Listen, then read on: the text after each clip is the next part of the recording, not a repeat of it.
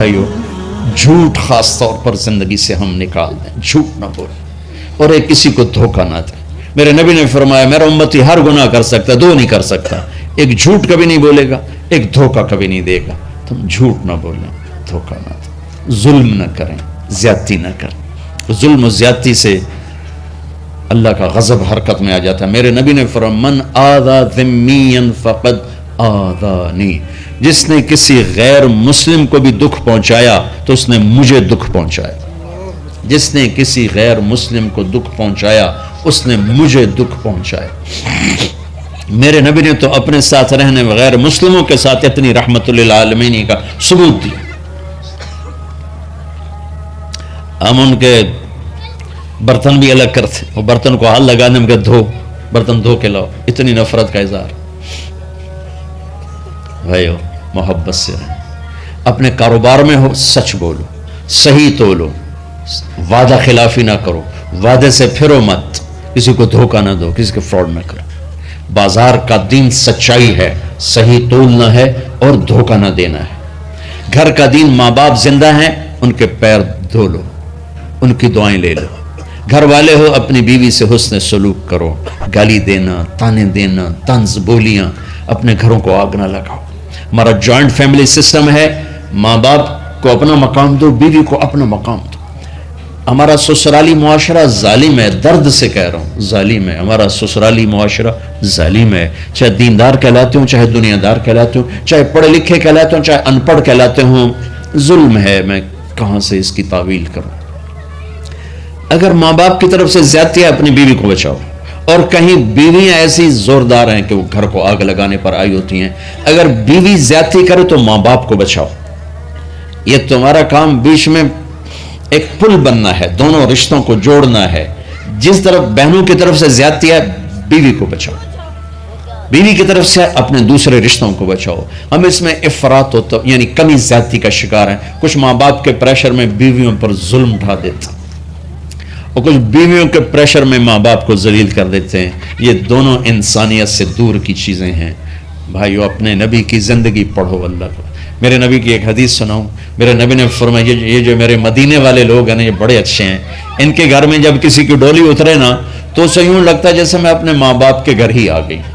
یہ چند دن پہلے میں نے حدیث پڑھی تو مجھے بڑا مزہ آیا کہ میرا تو مستقل مضمون ہے، بیان کرتا رہتا ہوں۔ آپ نے فرمایا کہ یہ جو میرے انصار ہیں مدینے والے، ان کے گھر میں کسی کی ڈولی آ جائے تو اسے یوں لگتا ہے جیسے اس کو اپنے ماں باپ اور ساس سسر میں کوئی فرق ہی نہیں نظر آتا، کہ یہ ایسے اچھے اخلاق کے لوگ ہیں۔ چلو اگر یہ نہیں ہو سکتا تو کم از کم یہ نفرت تو نہ ہو، لگائی بجھائی، لڑائی جھگڑے۔ طلاقوں کی شرح بڑھ چکی ہے صرف زبان کی بدتمیزی پر، صرف زبان کی بدتمیزی پر، صرف زبان کی بدتمیزی پر طلاقوں کی شرح بڑھ چکی۔ بھائیو اپنے اخلاق سے، اپنے اخلاق سے اپنے رشتوں کو جیتو۔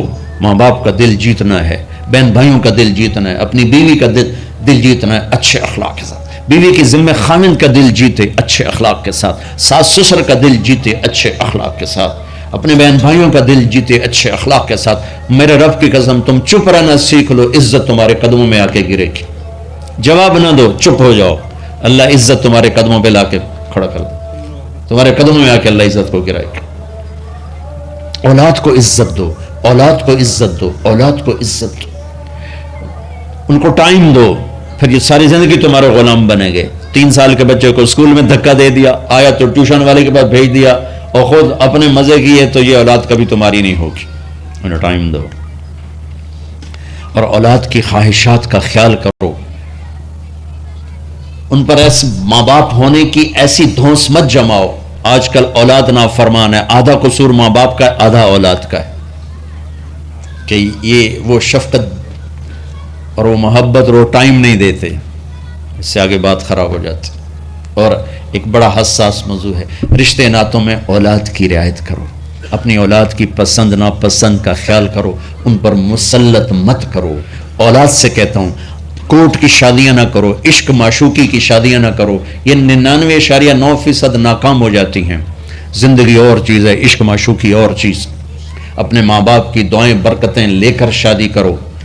لیکن ماں باپ سے کہتا ہوں اگر کہیں بچی کہہ دے میں نے نہیں کرنی یہاں، تو اللہ کے واسطے اس کی رعایت کرو، اس کو گائے بھینس نہ بناؤ کہ جس قلے نال مرضی جا کے بن چھڈو. انسان ہے، جانور نہیں ہے، انسان ہے. زندگی جس نے گزارنی اس کی رعایت کرو، اس کی رعایت کرو. اولاد سے کہتا ہوں ایسے لو میرج اور گرل فرینڈ بوائے فرینڈ ہمارا کلچر نہیں ہے، یہ ہلاکت اور تباہی کا راستہ. میں قربان جاؤں میرے نبی کہ صاحبزادی جنت کی عورتوں کی سردار کا رشتہ آسمان پہ طے ہو چکا ہے کہ علی کے ساتھ کیا جائے گا. خبر آ چکی، جبریل آ چکے ہیں کہ یا رسول اللہ فاطمہ علی کے لیے ہے، اور حضرت علی رشتے کا پیغام لے کر آئے ہیں.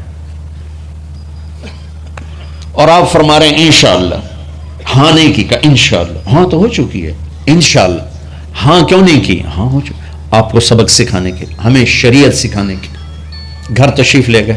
فاطمہ بیٹی علی کا رشتہ آیا ہے، ہاں کر دو. اللہ اکبر. جب جبریل آ کے بتا چکے ہیں کہ یہ رشتہ ہو چکا ہے آسمانوں پر، اللہ نے کہہ دیا ہے کہ فاطمہ علی کا کے ہاتھ میں دی جائے گی، پھر یہ کیوں پوچھ رہے ہیں بیٹی علی کا رشتہ آیا ہے، ہاں کر دوں؟ ہمیں سکھانے کی کہ کتنی بچیاں سسک کے زندگی گزار دیتی ہیں، ماں پیو زبردستی کر دیتے. کتنے بچے سسک کے زندگی گزار دیتے ہیں کہ ماں باپ زبردستی کر دیتے. بھائیو اللہ کے واسطے شریعت پڑھو، دین پڑھو، نبی کی زندگی پڑھو. حضرت فاطمہ